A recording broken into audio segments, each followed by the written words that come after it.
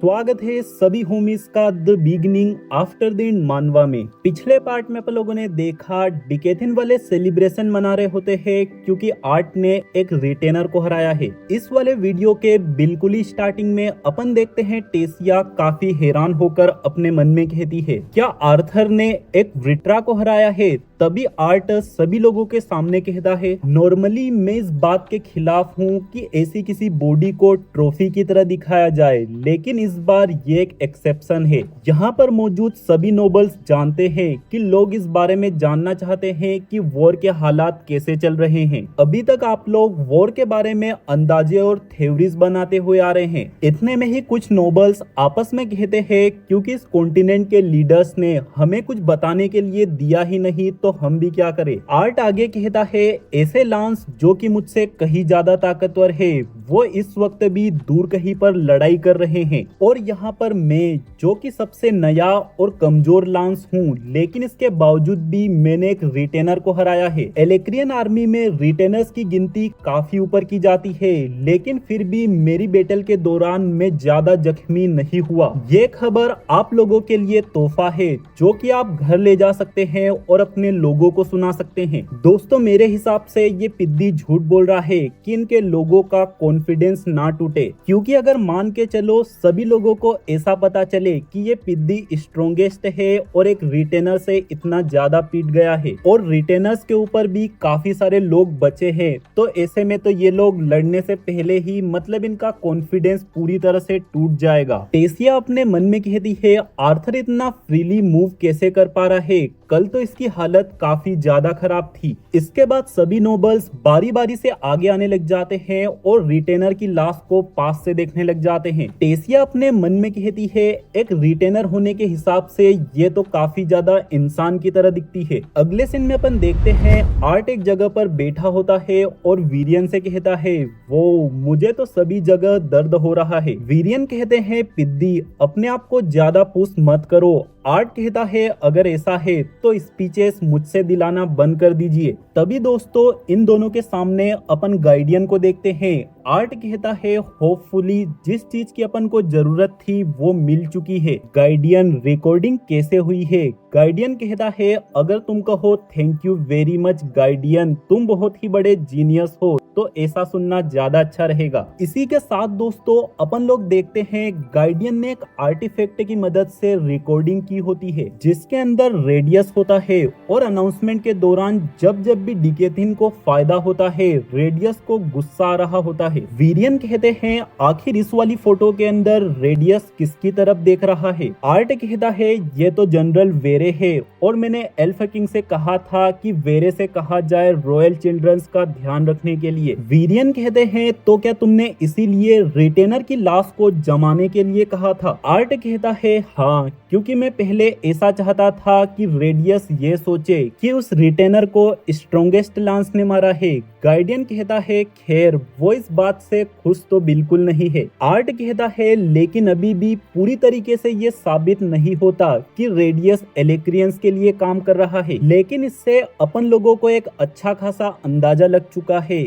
इतने में ही दोस्तों अपन यहाँ पर टेसिया को देखते हैं जो कि इन लोगों की छुपकर बातें सुन रही होती है। आर्ट को जैसे ही पता चलता है टेसिया कहती है, सरप्राइज। आर्ट अपने मन में कहता है, डैम, आखिर इसने कितना सुन लिया है। अगले सीन में अपन देखते हैं आर्ट टेसिया के साथ बाहर पार्टी में होता है जहाँ पर सिल्वी केक के ऊपर टूट पड़ती है। आर्ट अपने मन में कहता है, जब मेरे पास मौका था मुझे यहाँ से निकल जाना चाहिए था। आज के दिन में काफी चल चुका हूँ। टेसिया आर्ट को पकड़ कर कहती है, अगर मैं ऐसा नहीं करूंगी तो हर एक नोबल मुझे डांस या फिर अपने साथ ड्रिंक करने के लिए पूछेगा, और वैसे भी इसमें तुम्हारा भी फायदा है कि नोबल लड़कियां तुम्हें परेशान नहीं करेंगी। एक आखिरी राउंड लगाने के बाद तुम चाहो तो यहाँ से जा सकते हो। टेसिया और आर्ट यहाँ पर पूरी पार्टी में घूमने लग जाते हैं और हर एक नोबल से मिल रहे होते हैं। आर्ट को टेसिया के साथ काफी अच्छा लग रहा होता है क्योंकि टेसिया को अच्छे से पता है कि लोगों से कैसे मिला और उन लोगों से कैसे डील किया जाता है। आर्ट अपनी पास्ट लाइफ में स्ट्रॉन्गेस्ट किंग था, इसी कारण से उसे कोई चिंता नहीं रहती थी कि किसी को भी नाराज वगैरह कर दे, लेकिन इस वाली लाइफ में आर्ट सिर्फ एक एक जनरल है जो कि इस वक्त ज्यादा केयरफुल है और टेसिया काफी अच्छे से मदद कर रही है। इतने में ही आर्ट की नजर एली और बू के ऊपर पड़ती है, जहां पर दो नोबल लड़के एली की तरफ बढ़ रहे होते हैं। तभी आर्ट बू की तरफ देखता है और भाई साहब इन दोनों के बीच में ब्रो ब्रो नाम की टेलीपैथी का इस्तेमाल हुआ होता है। टेसिया कहती है आखिर अब क्या कर रहे हो तुम। आर्ट कहता है मैं एली के बॉन्ड को एक मैसेज सेंड कर रहा हूँ। टेसिया कहती है तुम्हारी आंखों से, और क्या उसे समझ में भी आ जाएगा। आर्ट कहता है हाँ, उसे बहुत अच्छे से पता है कि उसे क्या करना है। आर्ट के इतना कहते ही अपन लोग देखते हैं भाई साहब जो नोबल लड़के एली की तरफ बढ़ रहे होते हैं, बू ने डरा कर भगा देता है। दोस्तों एक और बात अभी से ऐड कर लो, अगर सिल्वी सीरीज की गोट है तो बू भी कम नहीं है। इनफैक्ट ये दोनों ही एक दूसरे के टक्कर के हैं।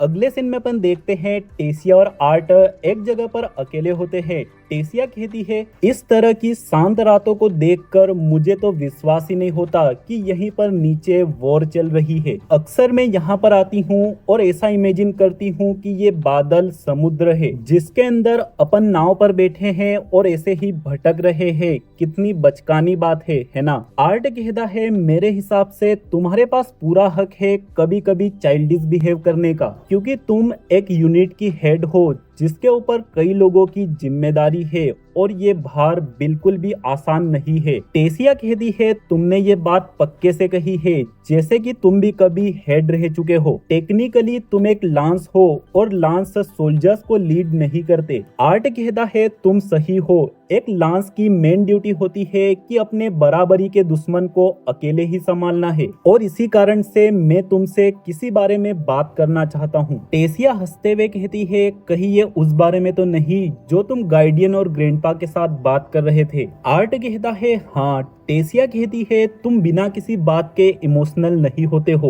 तुम फिलहाल में सेंटिमेंटल हो चुके हो।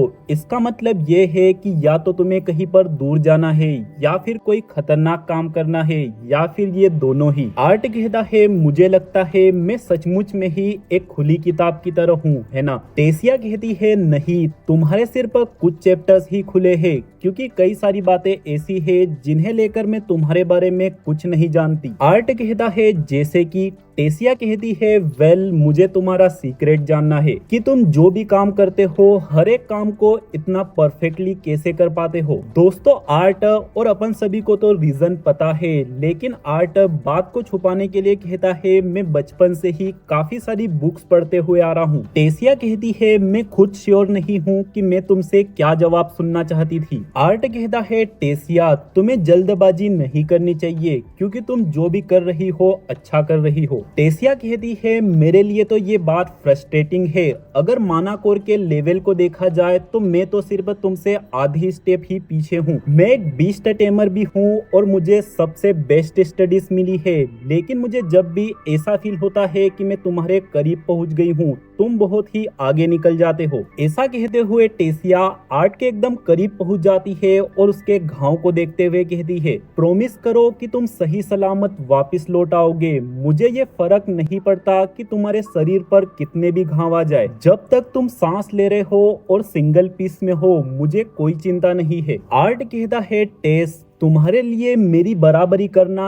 इतना ज्यादा जरूरी क्यों है। टेसिया कहती है क्योंकि सिर्फ तभी ही मेरे पास इतना कॉन्फिडेंस आ सकता है कि मैं तुमसे दोबारा कह सकूं आई लव यू। इसी के साथ टेसिया के इतना कहते ही सीन अगले दिन में शिफ्ट हो जाता है, जहां पर काउंसिल के सभी मेन लोग एक साथ बैठे होते हैं। ह्यूमन किंग आर्ट से कहते हैं तो तुम्हें कितनी सेना की जरूरत है। आर्ट कहता है 3 नहीं 2 डिवीजन काफी होंगे। इतने में ही रेडियस कहता है जनरल आर्थर हमें अपनी ज्यादातर सेना वेस्ट साइड पर रखनी है। अगर हम 12,000 सोल्जर्स को नॉर्थ साइड पर भेज देते हैं तो ऐसे में वेस्ट साइड कमजोर पड़ जाएगी। एल्फ किंग कहते हैं मैं रेडियस की बात से सहमत हूँ क्योंकि वहाँ पर ऑलरेडी कई दिनों से लड़ाई चल रही है। अगर अपन एक भी डिवीजन को पीछे करते हैं तो ऐसे में बैलेंस खराब हो जाएगा और दुश्मनों को बहुत ही बड़ा फायदा हो जाएगा। ह्यूमन क्वीन कहती है अगर कोस्टल फोर्स को पीछे कर लिया जाएगा तो ऐसे में लड़ाई सिटीज में होने लग जाएगी जहां से लोगों को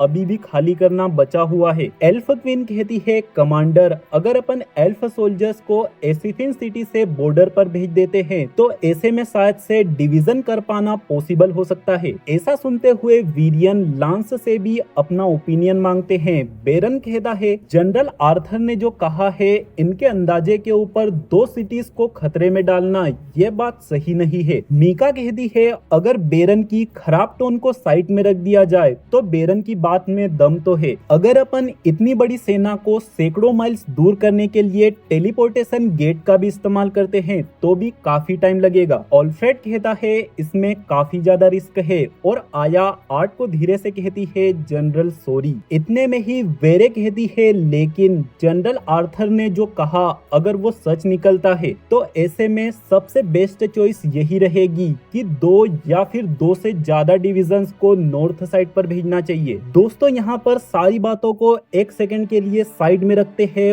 और मेन मुद्दे की बात करते हैं। She is looking god damn gorgeous. Art अपने मन में कहता है मैंने ये नहीं सोचा था कि मोमी वेरे मेरा सपोर्ट करेगी, लेकिन इस कंडीशन में ये बात हमारे प्लान के खिलाफ काम कर सकती है। वीरियन कहते हैं जनरल वेरे सही है, अगर कोई भी रिटेनर या फिर साइट आगे आता है तो ऐसे में अपना बहुत ही ज्यादा घाटा हो सकता है। इसी कारण से मैं सजेस्ट करता हूँ कि हमें जनरल आर्थर के साथ 2 दूसरे लांस को भेजना चाहिए इन्वेस्टिगेट करने के लिए। ह्यूमन किंग कहते हैं कमांडर लांस सेंट्रल फिगर है, अगर लांस ज्यादा देर तक अपनी जगह पर नहीं मौजूद होते तो अपने सोल्जर्स की इच्छा शक्ति नीचे गिर सकती है और क्या होगा अगर सामने कोई भी रिटेनर या फिर साइट आ गया तो। वीरियन कहते हैं किंग ग्लाइडर मैं आपकी सिचुएशन समझ सकता हूँ कि आपके ऊपर नोबल्स का प्रेशर है कि लांस नोबल टेरिटरीज को प्रोटेक्ट करे, लेकिन लीडर्स होने के तौर पे अपन को बड़ी चीजों पर ध्यान देना चाहिए। ज्यादातर लांसेस को बांध कर रखा गया है क्योंकि लांसेस के पावरफुल स्पेल्स दुश्मनों के साथ साथ खुद के लोगों को भी चोट पहुंचा सकते हैं। लड़ाई में लांसेस को ऐड कराने से रिटेनर्स भी एक्टिव हो सकते हैं। अगर 2 लांसेस की मदद से बड़ी लड़ाई को रोका जा सकता है तो फिर सोल्जर्स भी कुछ दिनों तक अपने आप को संभाल सकते हैं। वीरियन की बात पर किसी को कोई ऑब्जेक्शन नहीं बचता। वीरियन कहते हैं तो फिर वो कौन लांस है जो कि आर्थर के साथ जाने वाले हैं। ऐसा सुनकर रेडियस अपना हाथ उठाता है और कहता है ड्वार्फ नोबल्स को इंसानी नोबल्स की तरह कोई प्रॉब्लम नहीं है। फिलहाल में मेरे लांसेस का आर्टिफैक्ट लॉर्ड एल्डिर के पास है, लेकिन वो यहाँ पर नहीं है, इसी कारण से इन दोनों लांसेस का ध्यान मैं ही रख लेता हूँ। वीरियन कहते हैं ठीक है फिर जनरल ऑल्फ्रेड जनरल मीका आप दोनों जनरल आर्थर के साथ जाइए और इन्वेस्टिगेट कीजिए रिटेनर या फिर साइट के हमले के बारे में। इसी के साथ दोस्तों इन लोगों का काम तो हो चुका होता है। सिल्वी कहती है सब कुछ ही अपने प्लान के अकॉर्डिंग जा रहा है। आर्ट कहता है हाँ, लेकिन इसमें काफी टाइम लग गया। सारे ही लीडर्स अपने अपने किंगडम को लेकर सेल्फिश है। अगर वीरियन इन लोगों को फोर्स नहीं करते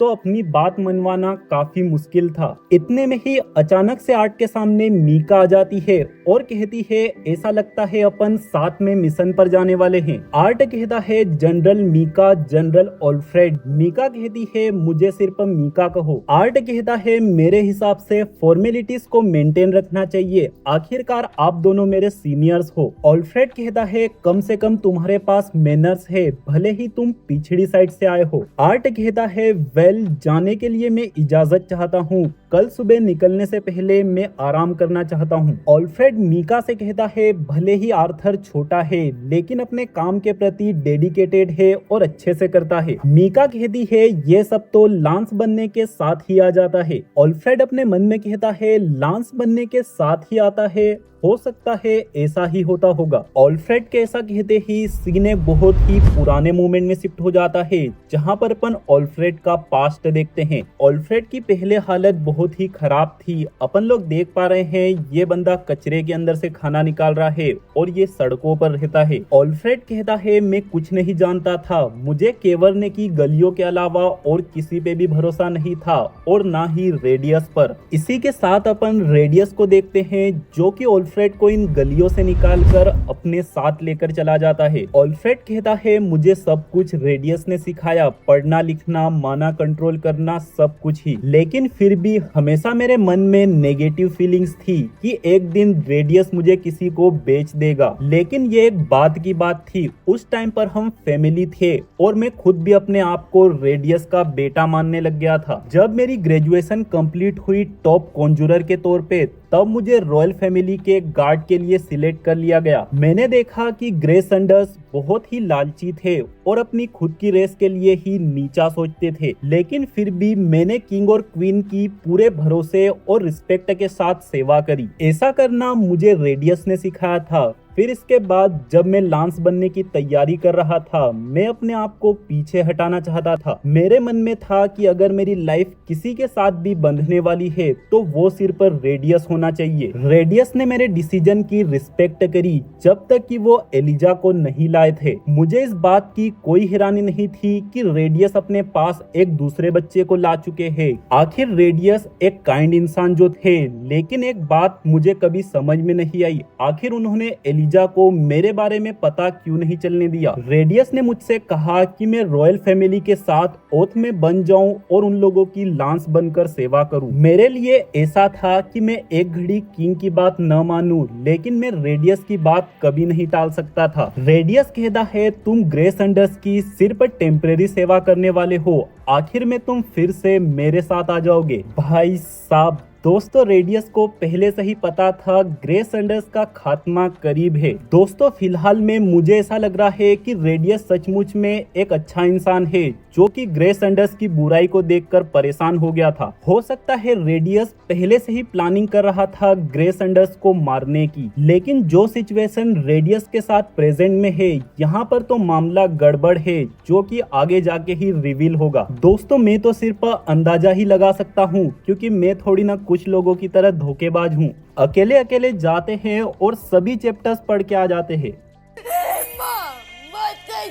खैर स्टोरी में वापस आगे बढ़ते हैं। रेडियस के ऐसा कहते ही सीन प्रेजेंट में शिफ्ट होता है आर्थर के ऊपर। आर्ट के दिमाग में टेसिया की कल वाली बातें घूम रही होती है और बंदा ब्लश कर रहा होता है। आर्ट कहता है कैसा रहेगा अगर मैं कासल में एक और दिन रुक जाता हूँ और टेसिया एली के साथ और टाइम स्पेंड करूँ। मुझे अच्छा खासा आराम भी करना चाहिए क्योंकि लगभग मैं लंगड़ा हो चुका हूँ। मैं अपनी दोनों ही लाइफ में लोगों के लिए बहुत लड़ चुका हूँ और अब देखो मैं कहाँ आ गया हूँ। आखिर मैं किसके साथ मजाक कर रहा हूँ? सच तो ये है कि मैं डरा हुआ हूँ। क्या होगा अगर मैं टेसिया को अपने दिल के अंदर आने देता हूँ? ऐसी कंडीशन में मेरा मतलबी होना हद पार कर जाएगा। मैं पूरे डिकेथिन को दूर फेंक सकता हूँ कुछ चुनिंदा लोगों को बचाने के लिए। अगले सीन में अपन देखते हैं आर्ट एली को गुड बाय कर रहा होता है कि मैं बहुत जल्द वापस लौट आऊंगा। एली कहती है तुम्हें जल्दीबाजी करने की कोई जरूरत नहीं है, बस तुम जिंदा वापस लौट कर आना। आर्ट कहता है ठीक है मैं प्रॉमिस करता हूँ और बू से कहता है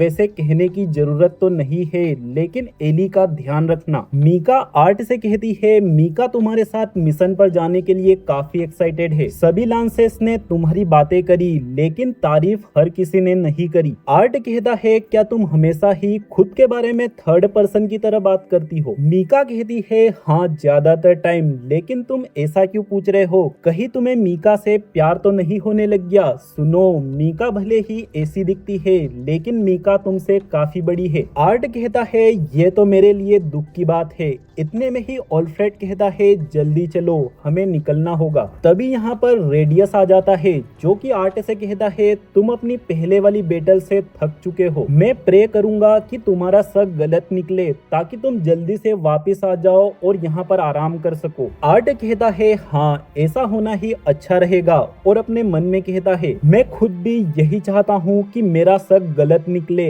और एलिजा के फादर गद्दार ना निकले। दोस्तों मेरे हिसाब से आर्ट ने यहाँ पर थोड़ी सी खिचड़ी बना दी है, मतलब कि अब आर्ट रेडियस को किस तरह से पकड़ने वाला है। इससे भी बड़ी बात यह है कि अपन लोगों को दिखाया ही नहीं है कि आर्ट ने वीरियन को साइट वगैरह के बारे में कंफर्म तरीके से बताया भी है कि नहीं बताया। सिचुएशन के हिसाब से काउंसिल वाले लोगों को सिर्फ इतना पता है कि आर्ट एक अंदाजा लगा रहा है कि नॉर्थ साइड से साइट का हमला हो सकता है। मेरा सवाल ये है कि मतलब आर्ट खुद देख चुका है नॉर्थ साइड से जाकर ड्वार्फ किंगडम में उन लोगों का ठिकाना, तो भाई सीधा बोलना चाहिए ना कि नॉर्थ साइड से भी दुश्मनों का और हमला हो सकता है, क्योंकि एक बार हो चुका है, दोबारा भी हो सकता है और हो सकता है इस बार साइड से हमला हो। खैर दोस्तों, ज्यादा दिमाग नहीं दौड़ाते क्योंकि आने वाले वीडियोस और चैप्टर्स के अंदर जवाब मिल ही जाएगा। सारे भाई लोग चैनल को सब्सक्राइब करके बेल आइकन को ऑल पे सिलेक्ट कर देना। मिलते हैं बहुत ही जल्द, बाय बाय।